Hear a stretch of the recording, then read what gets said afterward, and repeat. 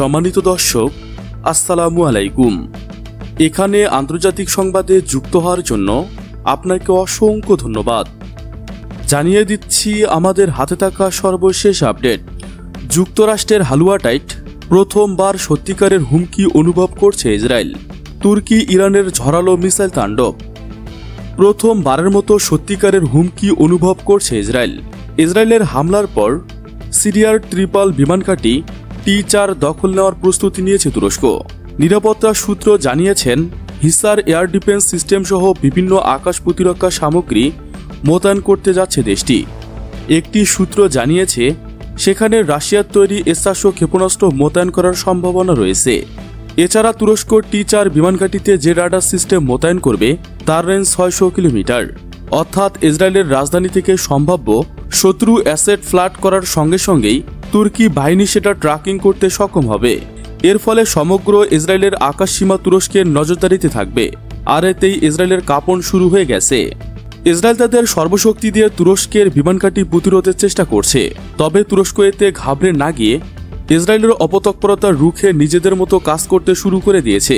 তুর্কি president Recep Tayyip এরদোগানের বিরুদ্ধে তার দেশে হঠাৎ একযোগে কঠোর আন্দোলন শুরু হওয়ার পিছনে সিরিয়া নিয়ে তুরস্ক ইসরায়েল সমীকরণের গুরুত্ব ভূমিকা রয়েছে বলে বিশ্লেষকরা মনে করেছেন।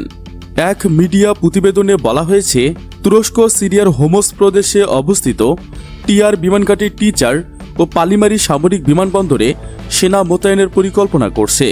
সম্প্রতি এই স্থাপনগুলোতে একাধিকবার বিমান হামলা চালিয়েছে ইসরায়েল।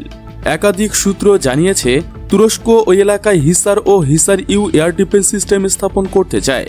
সম্ভব হলে দীর্ঘ পাল্লার SSIR সিস্টেমও মোতায়েন করবে দেশটি।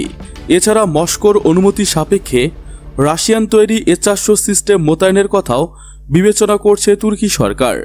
এত সব পদক্ষেপের উদ্দেশ্য হল ইসরায়েলি বিমান হামলা প্রতিরোধ ও ইসলামিক স্টেটের তৎপরতা দমন। এছাড়া সিরিয়ায় ইরান ও রাশিয়ার ক্রমহ্রাসমান উপস্থিতির মাঝে তুর্কি প্রভাব প্রতিষ্ঠা। এই উদ্দেশ্যে একটি তুর্কি সামরিক প্রতিনিধি দল ইতিমধ্যেই ইদলিব তুরস্ক নিয়ন্ত্রণ ঘাঁটি থেকে T4 বিমানঘাঁটিতে গিয়ে সরেজমিনে পরিদর্শন করেন। অবশ্য এখন পর্যন্ত সেখানে কোনো যান বা সৈন্য মোতায়েন করা হয়নি। এছাড়াও আলেপ্পো প্রদেশের আজার শহরের দক্ষিণে 6 কিলোমিটার দূরে অবস্থিত মেনাগ সামরিক বিমানঘাঁটিতে একটি নতুন ঘাঁটি নির্মাণ কাজ শুরু করেছে তুরস্ক। সূত্র অনুযায়ী এখানে সাজোয়া যান, লজিস্টিক সামগ্রী এবং নির্মাণ উপকরণ মোতায়েন করা হয়েছে। এর ফলে এই ঘাঁটিটি উত্তর আলেপ্পোর একটি গুরুত্বপূর্ণ কেন্দ্র বিন্দুতে পরিণত হতে যাচ্ছে। T4 বিমানঘাঁটিটি মূলত হোমস প্রদেশের টিয়ার গ্রাম থেকে 60 কিলোমিটার পূর্বে অবস্থিত। এটি সিরিয়ার সবচেয়ে বড় বিমানঘাঁটি।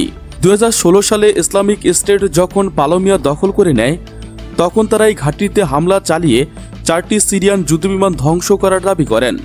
2018 সালে ইসরায়েলি বাহিনী একাধিকবার এই ঘাঁটিতে হামলা চালায় এবং নিয়ন্ত্রণ টাওয়ার ও ড্রোন সংরক্ষণ হ্যাঙ্গার ধ্বংস করে দেয়। পরে এটি ইরান সমর্থিত শিয়া মিলিশিয়াদের পক্ষ থেকে মার্কিন ঘাঁটিতে ড্রোন হামলার একটি প্রধান ঘাঁটি হিসেবে ব্যবহৃত হয়। 2021 সালে 8 অক্টোবর আবারও ইসরায়েলি বাহিনী এখানে বিমান হামলা চালায়। এতে 6 জন সিরিয়ান সৈন্য আহত হয়। 2024 সালের ডিসেম্বরে মার্কিন সমর্থিত সিরিয়ান ফ্রি আর্মি ঘাঁটিটি দখল করে নেয়। ইসরায়েলের আশঙ্কা, সিরিয়ার সরকার যদি তুরস্ককে তাদের ভূখণ্ডে ঘাঁটি স্থাপনের অনুমতি দেয়, তাহলে তা ইসরায়েলের অপারেশনাল ফ্রিডম বা আক্রমণ চালানোর স্বাধীনতাকে ব্যাহত করবে। নেতানিয়াহু সরকার এই উদ্যোগ সিরিয়ার প্রেসিডেন্ট আহমদ আল সারা এবং তুরস্কের প্রেসিডেন্ট এরদোগানের মধ্যে ক্রমবর্ধমান সহযোগিতার প্রেক্ষাপটকেই তৈরি করেছে। এরই জেরে ইসরায়েল গত 2 সপ্তাহে সিরিয়ার T4 সহ একাধিক গুরুত্বপূর্ণ বিমানঘাঁটিতে আঘাত এনেছেন। স্যাটেলাইট চিত্রে দেখা গেছে, এই হামলার রানওয়েতে গর্ত তৈরি হয়েছে। এর ফলে সেখানে ভারী পরিবহন বিমান বিতরণের বাধা সৃষ্টি হতে পারে। ইসরায়েলের এই হামলাগুলো সম্ভবত শেষ নয়। ইসরায়েল 2023 সালের 7 অক্টোবর হামাসের হামলার পর থেকে তার নিরাপত্তা কৌশল আরও রক্ষণাত্মক ও আগ্রহী করে তুলেছে। তবে T4 বিমানঘাঁটিতে উন্নত আকাশ প্রতিরক্ষা ব্যবস্থা স্থাপন করা হলে তা ইসরায়েলি নিরাপত্তার জন্য গুরুতর চ্যালেঞ্জ হতে পারে। লং ওয়ান জার্নালে প্রকাশিত আরব রাজনীতি বিশ্লেষক, এবার তুরস্ক ইসরায়েল সংঘাতের আশঙ্কা। সিরিয়ায় তুরস্কের নিয়ন্ত্রণাধীন অবস্থানে ইসরায়েলের সাম্প্রতিক বিমান হামলাকে কেন্দ্র করে দুই দেশের মধ্যে উত্তেজনা সৃষ্টি হয়েছে। এই পরিস্থিতি সামরিক সংঘাতের আশঙ্কা সৃষ্টি করেছে। সিরিয়ার বার্তা সংস্থা MNN-কে জানিয়েছেন, সিরিয়ায় তুরস্ক নিয়ন্ত্রিত অন্তত 3টি বিমানঘাঁটি সম্প্রতি ইসরায়েলি বিমান হামলায় ক্ষতিগ্রস্ত হয়েছে বা তুরস্ক নিয়ন্ত্রণ হারিয়েছে। এসব ঘাঁটি সিরিয়ার প্রেসিডেন্ট আহমদ আল সারার বাহিনীর সঙ্গে একটি যৌথ প্রতিরক্ষা ব্যবস্থার অংশ ছিল বলে ধারণা করা হচ্ছে। তবে হামলা চালানোর আগে ইসরায়েল কোনো রকম সতর্কতা বার্তা দেয়নি। এই হামলাগুলো এমন সময়ে ঘটেছে যখন তুরস্ক বারবার যুক্তরাষ্ট্রকে আশ্বস্ত করার চেষ্টা করছে যে সিরিয়ায় তাদের উপস্থিতি ইসরায়েলের জন্য একটি হুমকি নয়। কিন্তু ইসরায়েলের ধারাবাহিক ও সাম্প্রতিক বিমান হামলা, বিশেষ করে বুধবারের হামলাগুলো তুরস্ক ও ইসরায়েলের মধ্যে সিরিয়া ইস্যুতে মতবিরোধকে ঘনীভূত করেছে এবং সরাসরি সংঘাতের সম্ভাবনা নিয়ে জল্পনা শুরু হয়েছে। সিরিয়ার 2টি সামরিক সূত্র এবং একটি আঞ্চলিক গোয়েন্দা সূত্র জানিয়েছে যে তুরস্কের সামরিক বাহিনী সম্প্রতি হোমস প্রদেশের টিচার এবং তাদমুল বিমানঘাঁটি এবং হামা প্রদেশের প্রধান বিমানবন্দর পরিদর্শন করেছে। এসব সফরের উদ্দেশ্য ছিল ঘাঁটিগুলোর অবকাঠামোগত অবস্থান মূল্যায়ন করা। সুপ্রিয় বন্ধুরা, ভিডিওটি ভালো লাগলে লাইক দিয়ে আপনার ফেসবুক বন্ধুদের সঙ্গে শেয়ার করুন।